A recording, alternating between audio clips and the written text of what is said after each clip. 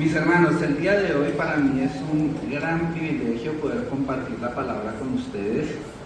Tengo que ser muy honesto, llevo 20 días durmiendo mal después de que pues, el pastor me llamó y me dio este privilegio. La verdad es que enseñar la palabra de Dios es algo que para mí personalmente es demasiado importante. O sea, hace parte como de ese sueño que Dios me dio desde muy pequeño.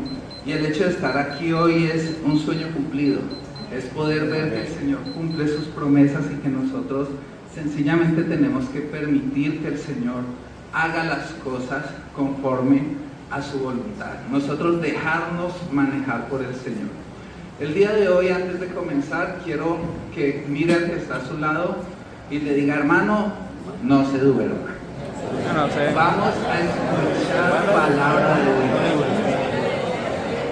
Quiero que estemos muy atentos. Vamos a hacer un pequeño paseo por la Biblia, por el texto, algunos textos del Antiguo Testamento, y quiero que me acompañen en este estudio para que podamos entender básicamente qué somos nosotros como hijos de Dios y cuál es nuestra conducta muchas veces delante de la presencia del Señor.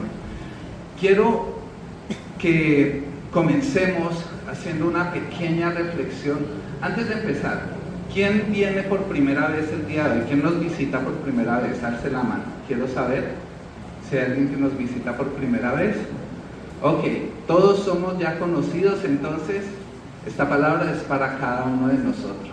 Vamos a aprender un poco más del Señor. Entonces vamos a comenzar en esta mañana revisando esta historia. Comencemos quiero que pensemos en una tortuga en un poste. Yo sé que algunos de ustedes ya han visto esta imagen y han oído hablar acerca de la tortuga en el poste. Cuando nosotros vemos una tortuga en un poste, yo creo que podemos sacar varias conclusiones. Si nosotros vamos caminando con la familia por el campo y de repente en un poste vemos una tortuga subida, yo creo que lo primero que puede venir a nuestra mente es que esa tortuga no subió sola. Definitivamente es imposible que la tortuga haya llegado a ese poste por su propia cuenta. Quiere decir que alguien la subió a ese lugar. Lo segundo es que esa tortuga no va a hacer nada productivo encima de ese poste. Y lo tercero es que lo más sensato sería ayudarla a bajar. Porque si se baja por su propia cuenta, seguramente se va a lastimar. Entonces pensemos por un momento en la historia de la tortuga en el poste. Se usa mucho. Yo la había escuchado cuando querían hablar de pronto de política, pero nosotros no hablamos de política.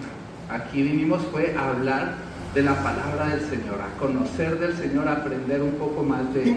Entonces vamos a pensar por un momento si esa tortuga soy yo. Entonces mire al que tiene a su lado y dígale, ¿seré una tortuga? Si tiene cara de tortuga, no se burle, no le digo nada, pero básicamente vamos a pensar en primera persona, personal. Es decir, no vamos a mirar si el que está al lado es o no una tortuga, vamos a pensarlo para nosotros mismos. ¿Y por qué vamos a pensar en si seremos o no una tortuga?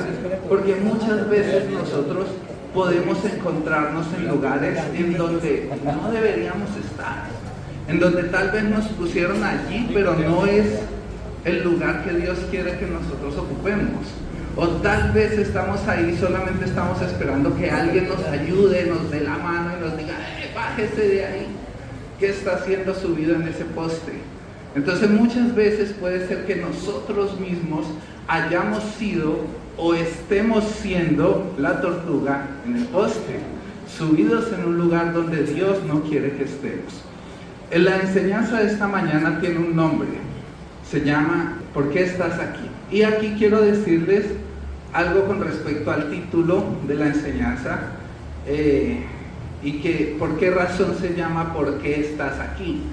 Si ustedes ven debajo dice algo, dice ocupa tu lugar 2.0. Resulta que hace 20 días vengo pensando en el tema, pensando en lo que íbamos a enseñar en esta mañana, lo que íbamos a compartir. Hace 8 días predicó el hermano de Edgar. ¿Cuál fue su enseñanza? Por una carita feliz. 5 para el peso, correcto.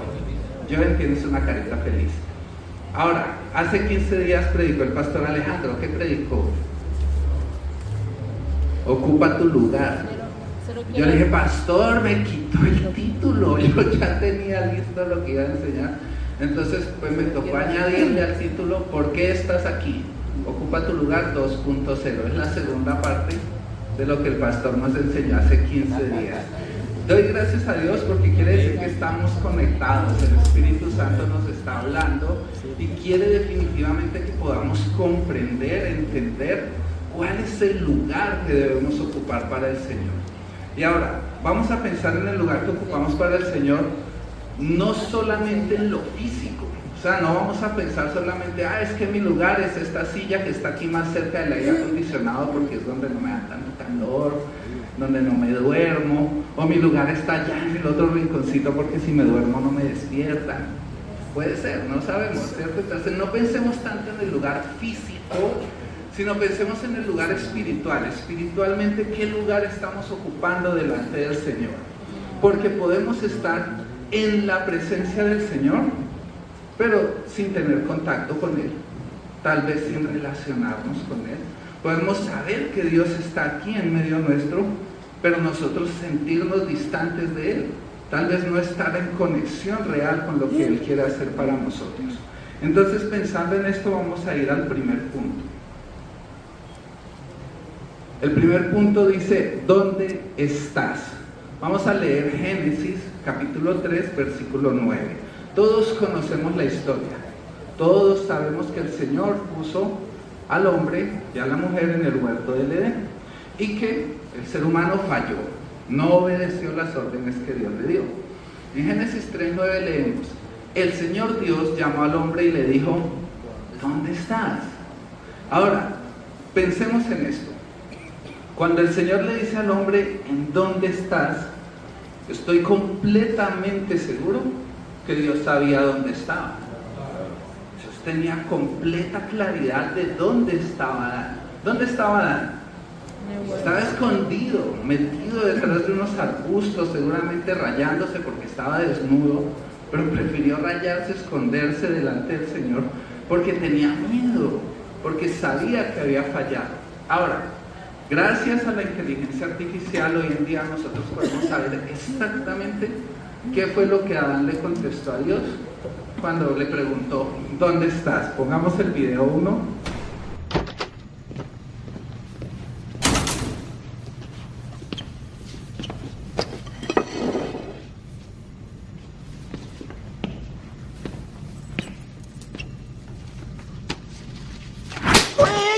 ¡Ella lo hizo! ¡Es a la que buscan! Yo estaba en mi casa viendo caricaturas y jugando con mi primo cuando ella llegó. Glenn, ya, basta. No iré a la cárcel por ti ni por nadie más. No he hecho nada malo en toda mi vida. Además, aún soy virgen. ¿Eso qué? Bajé unos cientos de canciones de la red. ¿Y quién no? ¿Quién no? Glenn, ¡Las devolveré! cierra la boca. No, tú cállate, ni me hables. No me hables, mala amiga. Ay, soy diabético. Esto no es su culpa. ¿Lo ven? ¿Ya me puedo ir? Está bien. Estoy completamente seguro que Adán tuvo tiempo para pensar en qué contestarle a Dios. A veces leemos la Biblia y creemos que la Biblia va como un continuo así muy seguidito, como muy rápido. O sea, yo creo que a todos nos ha pasado que nosotros pensamos que Adán y Eva comieron el fruto y llegó Dios y le dijo, ¿qué están haciendo? ¿Dónde están? A ver, ¿qué? No, yo estoy seguro que Dios les dio tiempo de sentarse, de reflexionar, de pensar en lo que había pasado y sobre todo de pensar en qué le iban a contestar al Señor cuando el Señor viniera a pedirles cuentas. Porque si el Señor hubiera estado ahí encima de ellos, seguramente ellos nomás miran online y dicen, no se coma eso, ya que nos están mirando, no se coma eso. Pero el Señor les dio tiempo. Adán pudo haber pensado en una respuesta inteligente.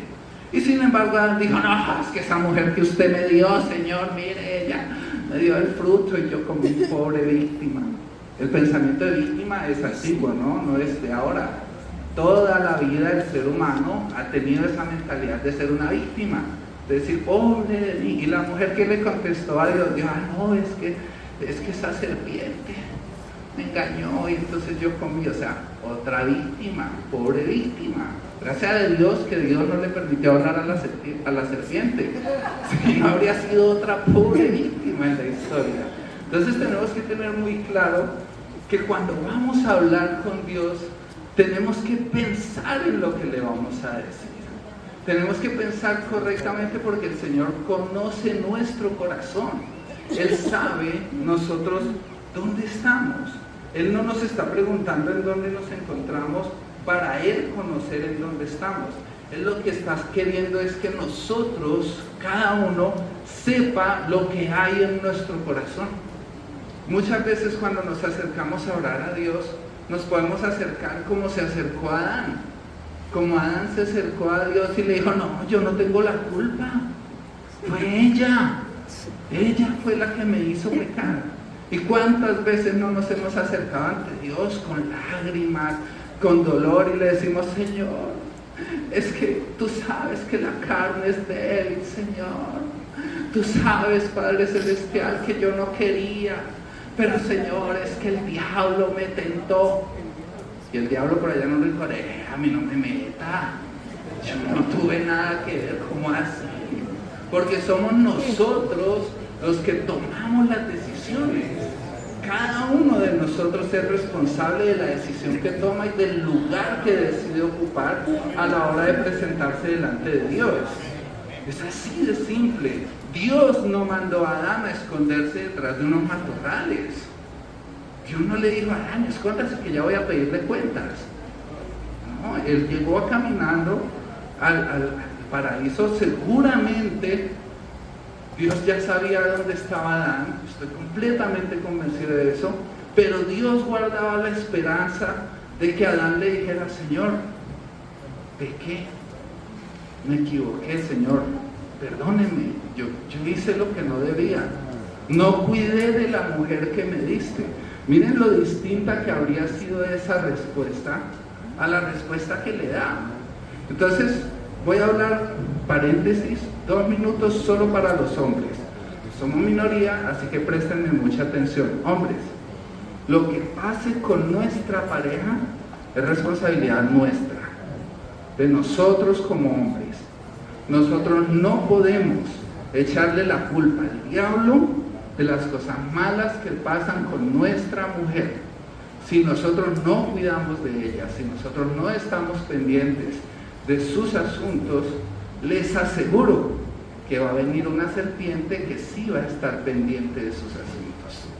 Se los garantizo que así va a ser. ¿Dónde estaba Adán cuando vino la serpiente a hablar con Eva? ¿Dónde estaba? ¿Qué estaba haciendo? Seguramente estaba sentado mirando el celular, scrolleando videos de TikTok y no se dio cuenta, porque estaba ocupado en otras cosas. Estaba pendiente de cosas de las que no tenía que estar pendiente. Eva era responsabilidad directa de Adán. Él tenía que cuidarla. Imaginémonos por un momento la historia cuando llega la serpiente a hablar con Eva y que en lugar de que se hubiera dado toda esa conversación hubiera llegado a Adán y le hubiera dicho a la serpiente, ¿usted qué le pasa? ¿Qué le está diciendo a mi mujer? Respete. ¿Qué le pasa? ¿Cuál es su problema? Y nosotros muchas veces andamos relajados, tranquilos, despreocupados, como pensando que todas las cosas están bien y que no va a pasar nada y que todo está normal. Nosotros tenemos que andar vigilantes, tenemos que andar muy pendientes de dónde estamos. ¿Dónde estaba Adán cuando la serpiente llegó a hablar con Eva? Seguramente estaba pensando en otras cosas. Seguramente no se preocupó realmente por cuál era la situación de su esposa. Y la Biblia no lo dice, pero estoy seguro que Adán no llevaba 8 días en el paraíso con Eva. Estoy seguro que llevaba mucho tiempo. Y eso pasa muchas veces cuando uno en familia, con su pareja, con sus hijos, uno cree que porque pasó X cantidad de tiempo todo está bien. Y se acostumbra uno a la rutina, a que todo pasa normal, me levanto, me baño, me voy a trabajar, regreso por la tarde, ni siquiera saludo decentemente, me siento a ver un programa de televisión y me voy a dormir. Y así me van pasando los días y los días y los días y se vuelven una rutina. Entonces me acostumbro al diario vivir.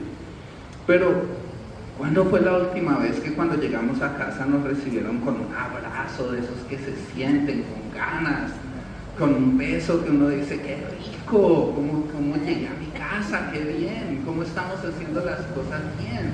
¿Cómo llegar a casa debería convertirse en algo que tiene que ser motivo de alegría? De uno decir, qué bien, llegué a mi casa, estoy feliz. Pero ¿cuántas veces nos ha pasado que llegamos a casa y de pronto estábamos mejor en el trabajo? Y de pronto decimos, ay, ya llegué a la casa. Bueno, Señor, gracias. Pero un gracias como que no lo creemos, como que no nos sale en realidad del corazón. ¿Cuándo fue la última vez que caminando en la calle con nuestra esposa le agarramos la mano, pero que la sintiera, que se diera cuenta que tenía a su esposo al lado? Tampoco para que le diga, soltame, me duele.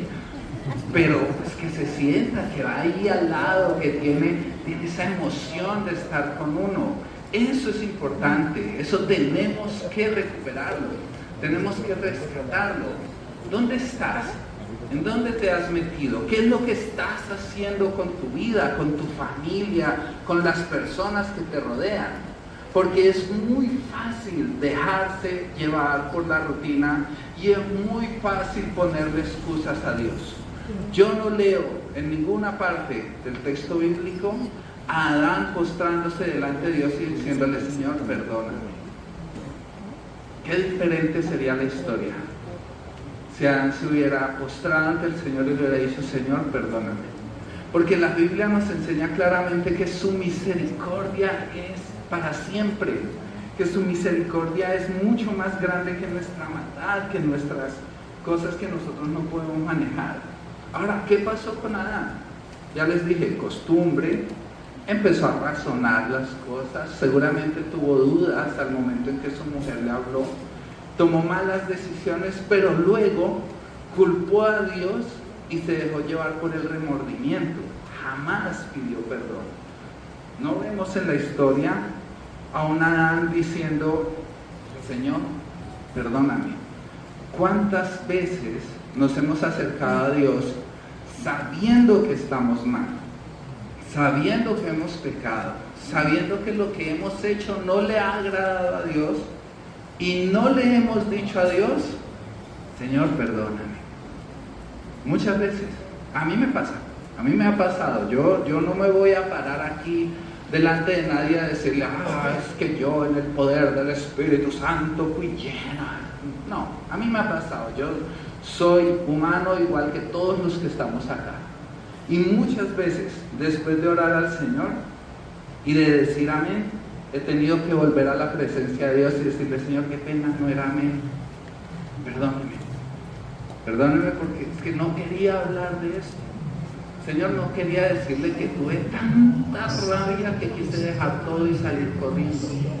Perdóname porque es que me sentí tan mal que lo último que yo quería era venir a hablar con usted. ¿Cuántas veces nos hemos sentido tan mal que decimos, no quiero hablar con Dios? Y yo se los digo acá con toda honestidad. Muchas veces yo he llegado a la presencia de Dios y mi primera frase ha sido, Dios, no quiero hablar contigo. Se lo he dicho, porque tengo que ser honesto con Dios. Dios conoce mi corazón. Él sabe qué hay dentro de mí y todos hemos pasado por ese momento de crisis. Si no, después oran por mí porque soy muy mundano, pero yo creo que todos hemos pasado por esos momentos de crisis en donde no sabemos ni siquiera qué decirle a Dios. Leamos Hebreos capítulo 4, versículo 16 y vamos a comprender un poquito más. Hebreos capítulo 4, versículo 16. Dice así: entonces acerquémonos con confianza al trono de Dios, que es generoso. Allí recibiremos su compasión y su bondad para ayudarnos cuando lo necesitemos. Dice, acerquémonos confiadamente al trono de Dios. No tengamos miedo de Dios. No confundamos el temor de Dios con tenerle miedo a Dios. A Dios no hay que tenerle miedo. Acerquémonos con confianza. Tengamos fe. Creamos que nuestro Dios nos va a dar misericordia, que con su bondad nos va a cubrir. Creamos que Él es misericordioso, Él nos conoce, incluso cuando fallamos, incluso cuando hacemos lo que no es correcto, aún ahí su misericordia nos sigue cubriendo, nos sigue guardando, nos sigue protegiendo, porque el Señor no quiere que ninguno se pierda. La voluntad de Dios no es que nos perdamos, la voluntad de Dios es que todos seamos salvos. Y aquí quiero abrir otro pequeño paréntesis para todos.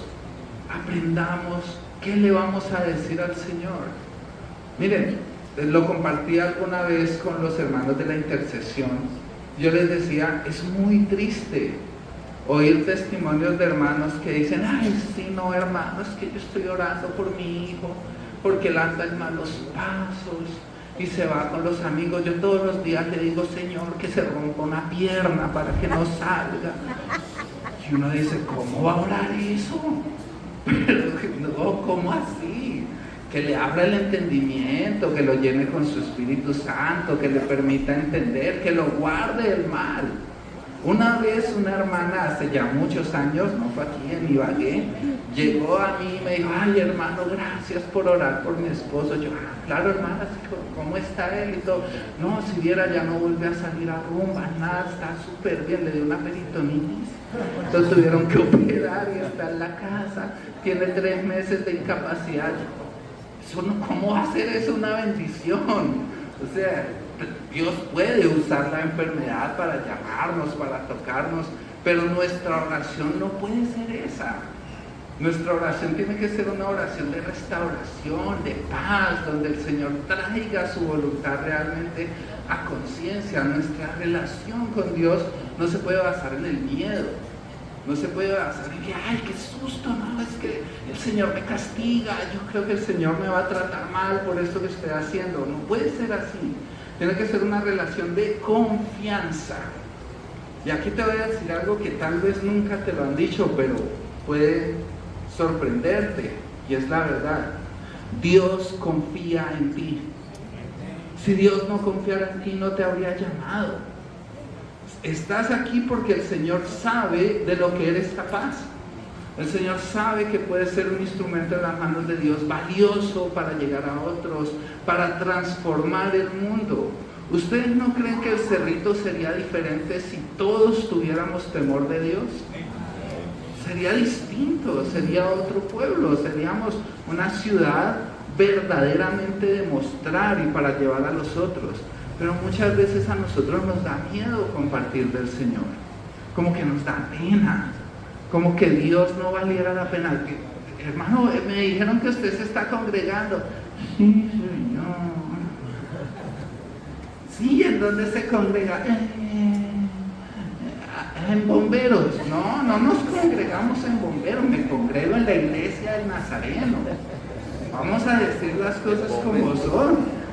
Yo he oído que muchas veces a mí me han dicho, Alexis, ¿vos sos cristiano? No, sí, yo soy cristiano. Ve, ¿vos dónde te congregas? Ya en el Nazareno. ¿En Bomberos? No, en Bomberos no, pues estamos al lado, pero yo no me congrego en Bomberos, me congrego en la iglesia del Nazareno. Esta iglesia fue puesta acá en el Cerrito por la voluntad de Dios para que nosotros seamos luz a todas las personas que están en Cerrito. Amén. Nosotros tenemos que llevar el mensaje de salvación a todos los que nos rodean. No importa si quieren creer o no, porque de nosotros no depende que las personas crean y acepten a Cristo. Nosotros no vamos a salvar a nadie. Yo no morí en la cruz por nadie. El que murió fue Cristo. Toda la gloria es para su nombre. La gloria no es para mí. Toda la gloria es para Él. Por lo tanto, si yo soy luz, si yo voy a llevar el mensaje del Evangelio a las demás personas, me tiene que salir del corazón. Tengo que ser honesto, transparente. Tengo que decir las cosas como son. Cuando sienta que no estoy en el lugar correcto, cuando sienta que debo esconderme de Dios, ¿Cuántos somos aquí reunidos el día de hoy? No sé, muchos. Hay poquitas sillas vacías. Busque algún hermano al que le pueda decir con confianza: hermano, no tengo ganas de ir a la iglesia, no tengo ganas de congregarme, hoy no me nace orar, hoy me siento mal. Mire, hermano, cualquiera sea la situación, pero no se esconda detrás de un matorral. Ese no es el lugar donde Dios quiere que nosotros estemos. Dios quiere que nosotros estemos delante de su presencia con confianza. ¿Cuántos de aquí en adelante, cuando sientan que no quieren hablar con Dios, van a hablar con Dios? Díganme amén. Así tiene que ser, no importa que no queramos. El no querer orar, el no querer buscar de Dios, tiene que ser un motivo más para hacerlo. Porque quiere decir que es cuando más necesidad tienes, cuando estás más débil, cuando estás más frágil, es cuando más necesitas de Dios. No podemos venir a buscar a Dios solamente cuando estamos bien. No, hermanos, que me da una pena ir a la iglesia porque es que yo fallé, yo he pecado. No, venga. Nosotros no comemos gente. Aquí no vamos a juzgar a nadie, aquí no vamos a señalar a nadie. Aquí estamos en este lugar para ser restaurados. Todos los que llegamos a este lugar tenemos que salir restaurados. El Espíritu Santo tiene que venir sobre cada uno de nosotros para que podamos entender cuál es el propósito de Dios en nuestra vida. Por favor, nunca más nos vamos a esconder detrás de un matorral. Nunca más vamos a echarle la culpa a otro de nuestras decisiones. Si nosotros decidimos mal, ¿de quién es la culpa? Mía, es mi culpa. Digámoslo así en primera persona, es mi culpa. Ponle al que tienes al lado, dile: es mi culpa. Que lo recuerden, es mi culpa. Yo tomo las decisiones, nadie va a tomar decisiones por ti. Cada uno de nosotros tiene que aprender a tomar sus decisiones. Entonces, esta primera pregunta, ¿dónde estás?, nos debe llevar a nosotros a reflexionar en eso. ¿Dónde estamos?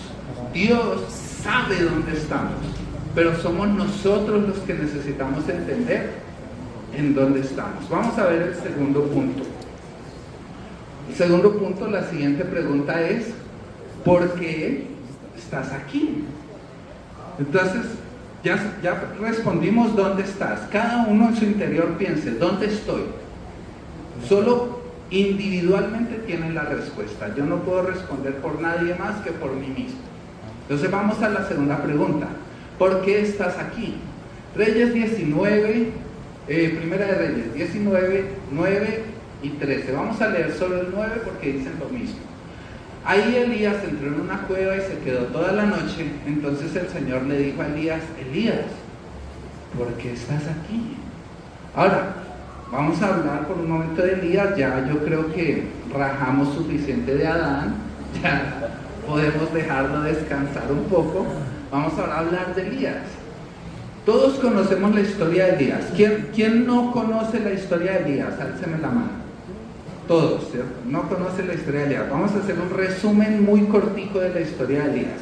Elías era un profeta de Dios que, por orden de Dios, derrotó a los profetas de Baal. Todos los profetas de Baal fueron muertos y Elías logró demostrarle al pueblo que Dios, el Dios de Elías, era el Dios verdadero. Colocó un sacrificio en un altar el cual llenó de agua, y cuando clamó a Dios descendió fuego del cielo que consumió todo el altar.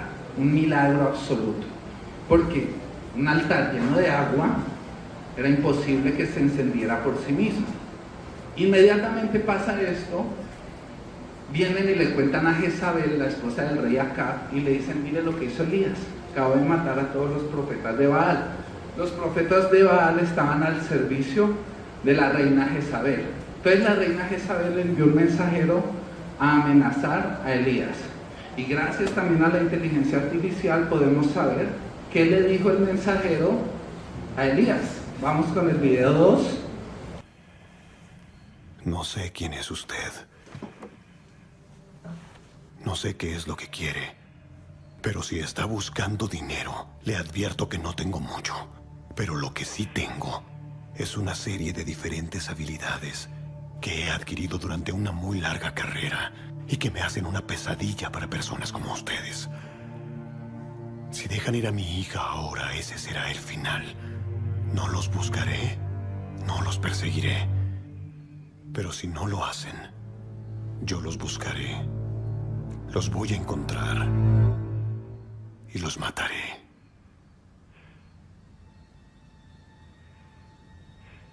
Buena suerte. Yo creo que yo también tendría miedo.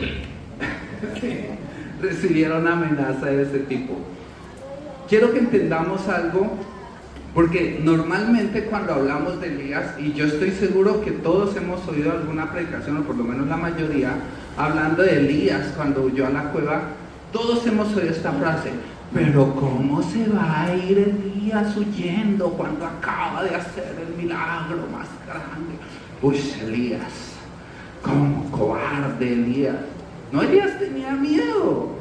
La mujer más poderosa del reino, que tenía un ejército a su servicio, que era experta matando gente, le mandó un sicario a decirle: que me oigan los dioses y me quiten la vida si mañana a esta hora tú no estás muerto. Ah, es que no le habló bonito.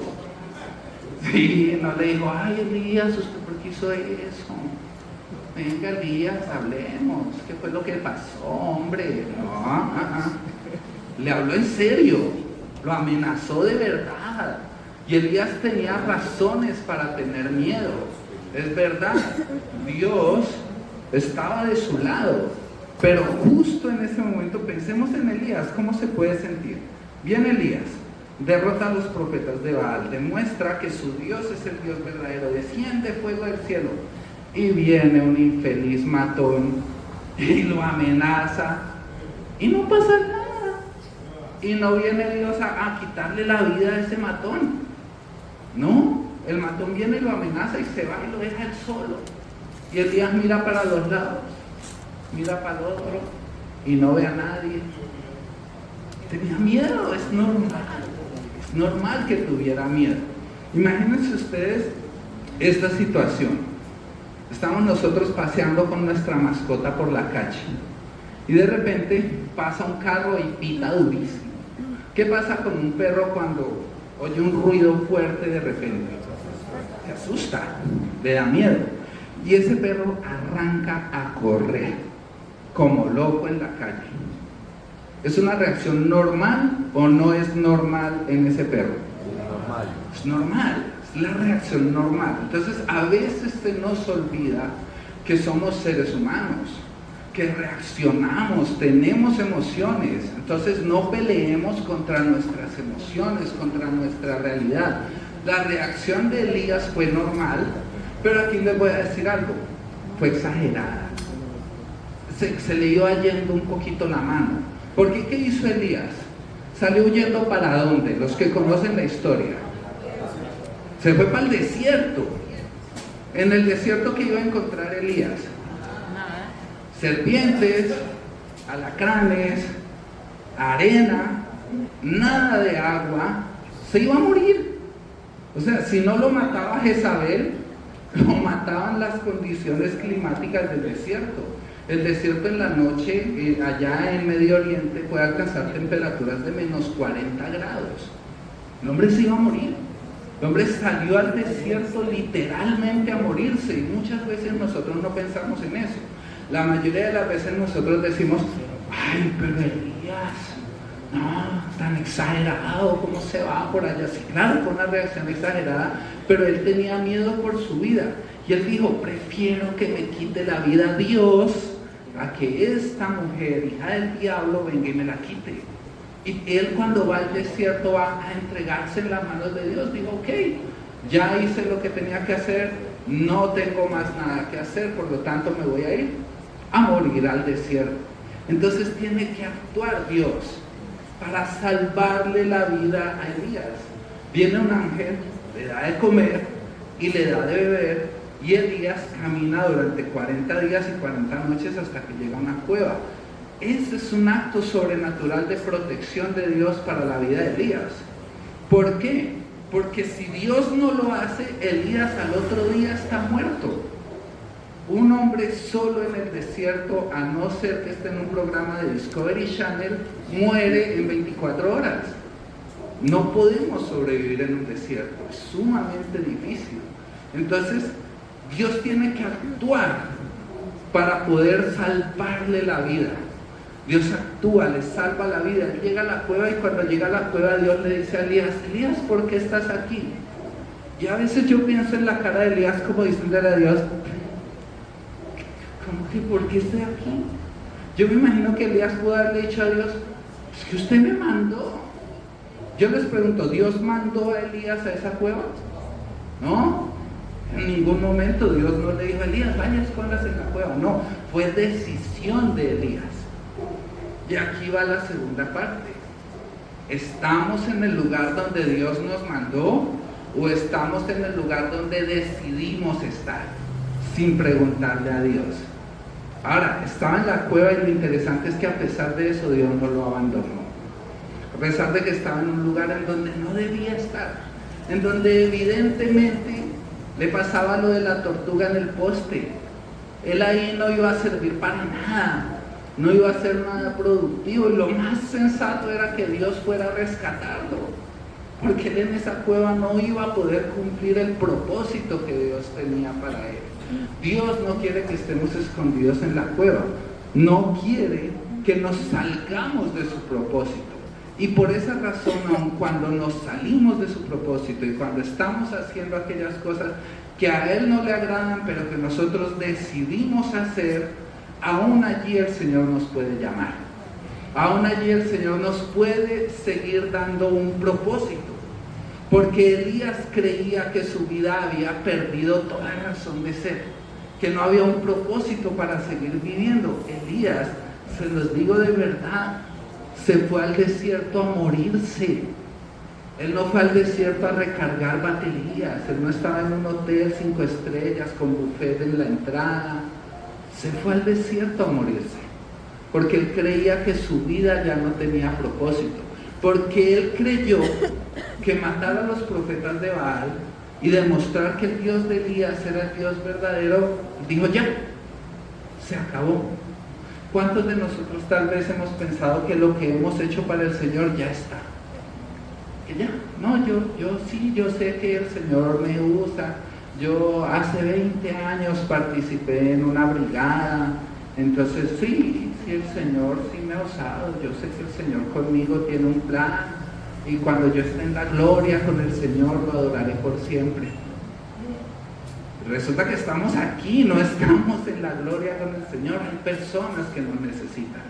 Hay personas que necesitan el mensaje de salvación. Todos los que estamos aquí tenemos amigos, conocidos, familiares que no conocen a Cristo, que necesitan conocerlo y que necesitan que nosotros estemos de pie y que digamos, ¿por qué estoy aquí?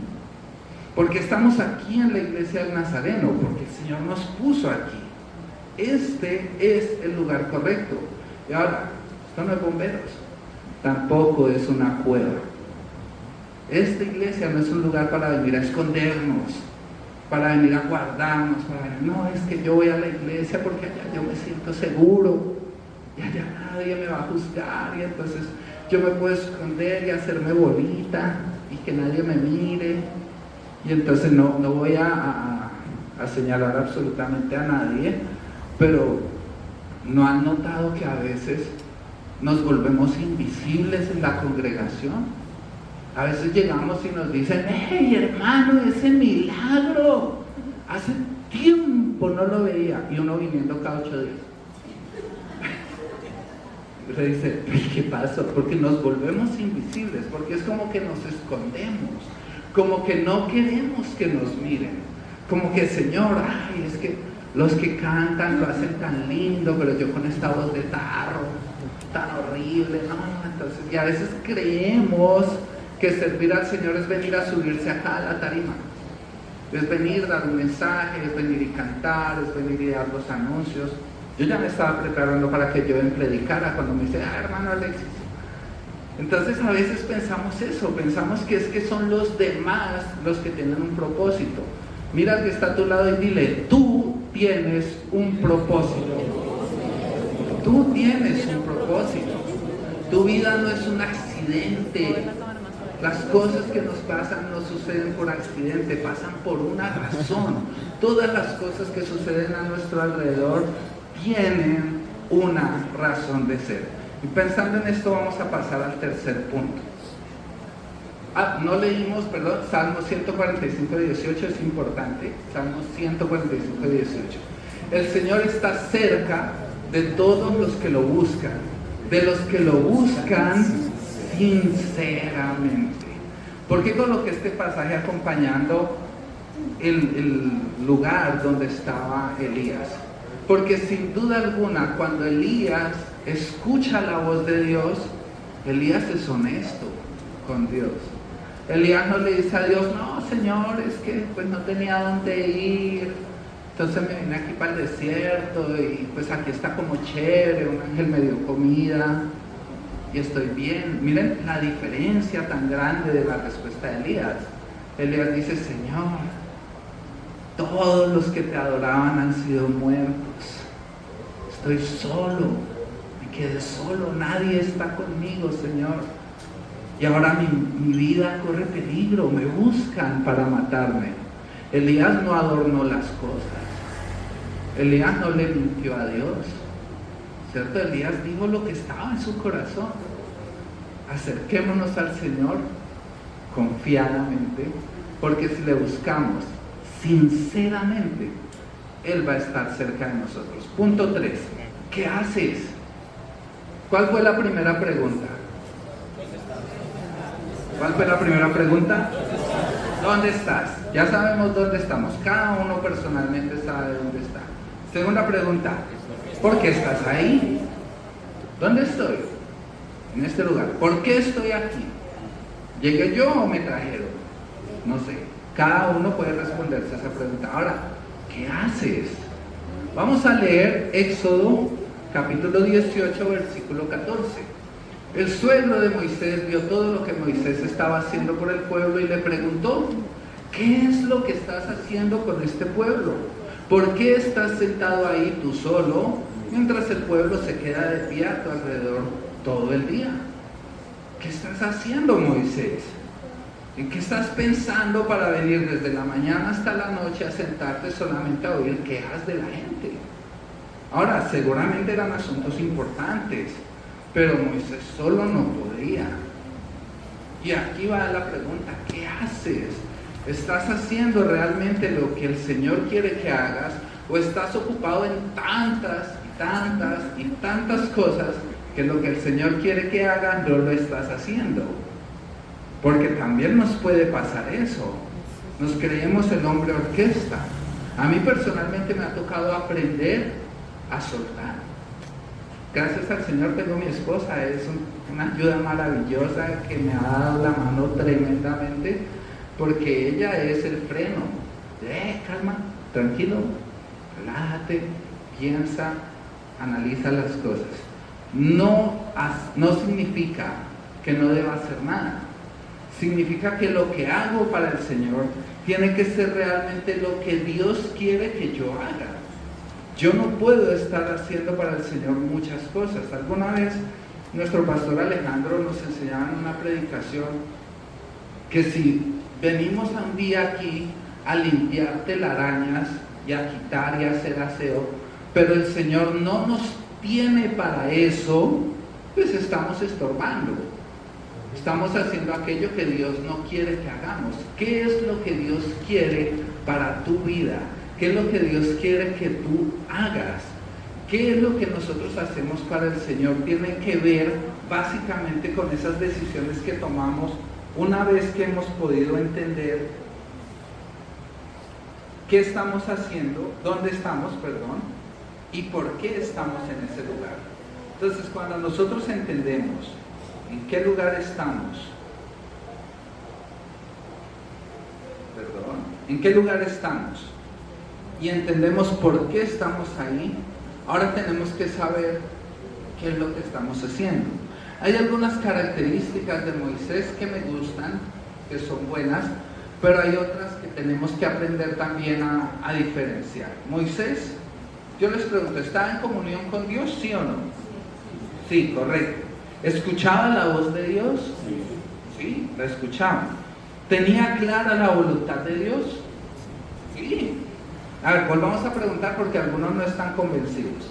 Moisés, ¿estaba en comunión con Dios? Sí. ¿Escuchaba la voz de Dios? Sí. ¿Tenía clara la voluntad de Dios? Sí.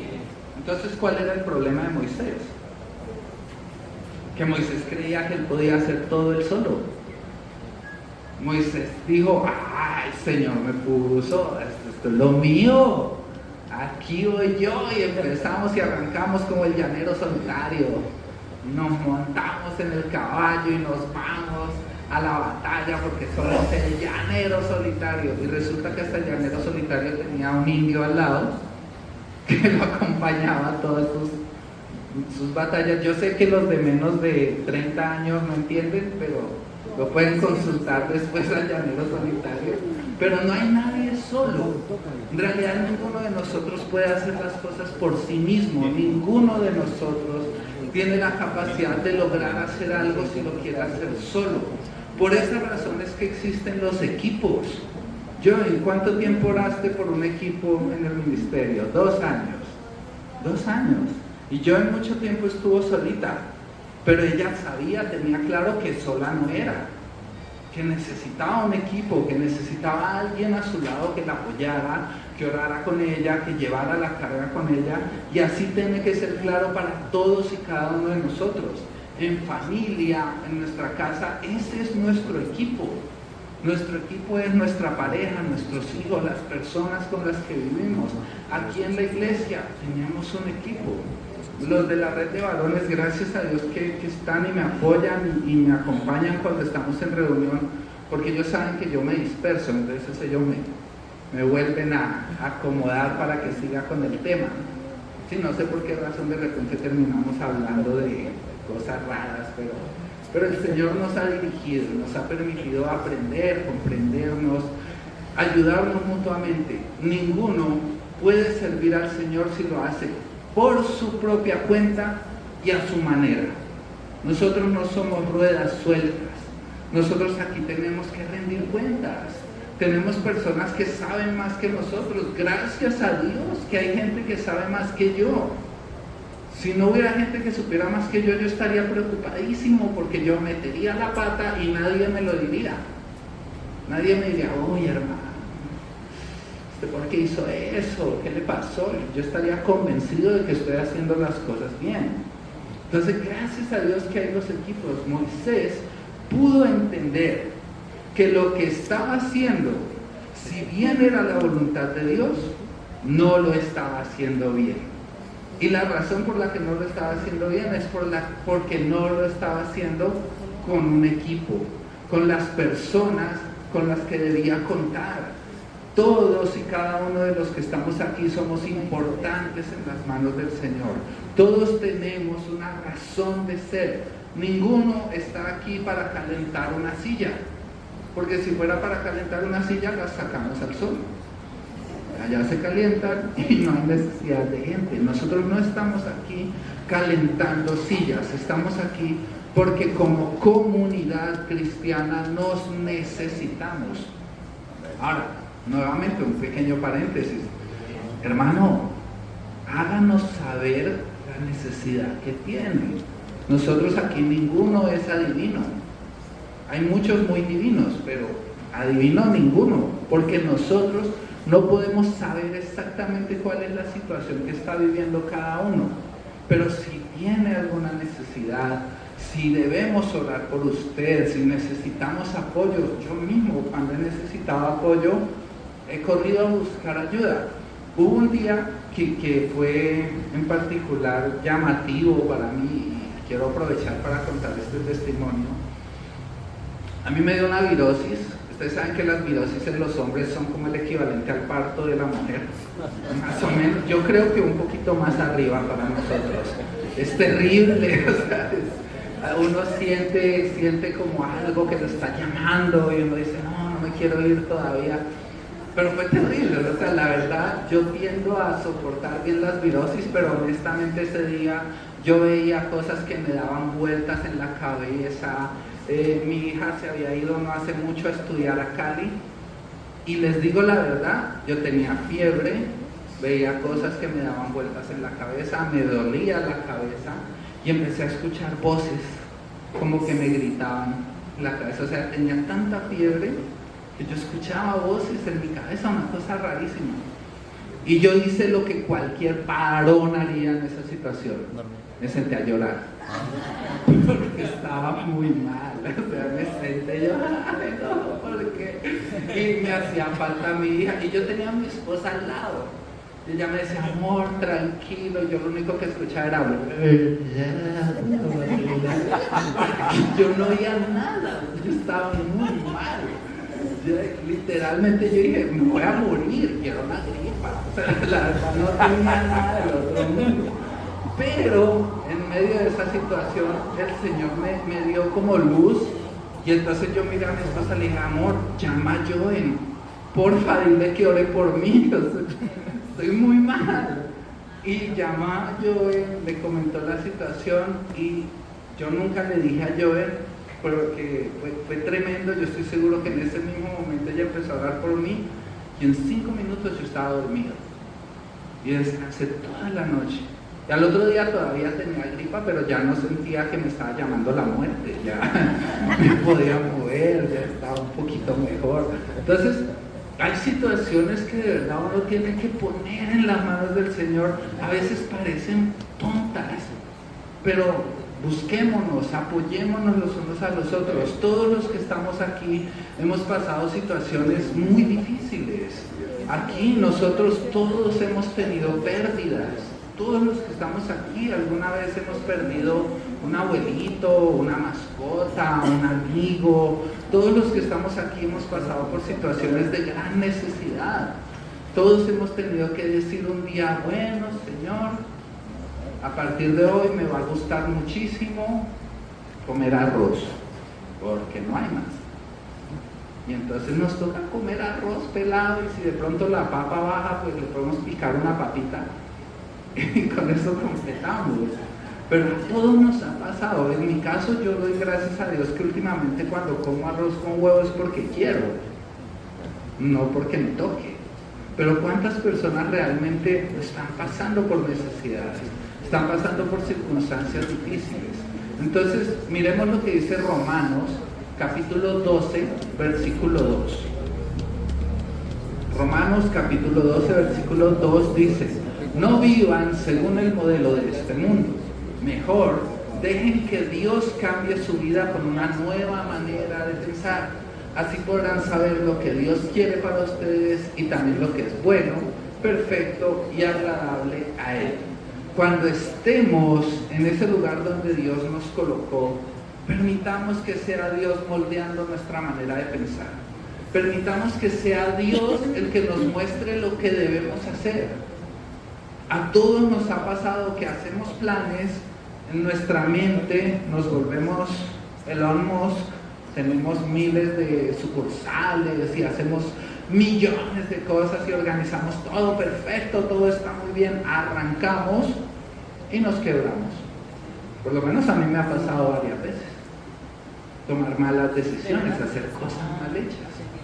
Llegamos, arrancamos con un proyecto, y cuando ya el proyecto arrancó, es decir, cuando ya tienes local, créditos, insumos, facturas pendientes, personal, en ese día dices, ay, vamos a ahorrar, vamos a preguntarle a Dios a ver si este negocio es su voluntad. Ya es tarde, ya estás metido en una cueva, ya estás en el lugar donde no debes estar. Tenemos que preguntarle a Dios antes, es decir, Dios tiene que vivir en nuestra mente todo el tiempo, a todas horas. Dice un texto de la Biblia, no recuerdo ahorita, pero ustedes lo pueden buscar, que es bienaventurado aquel cuyo pensamiento persevera en Dios.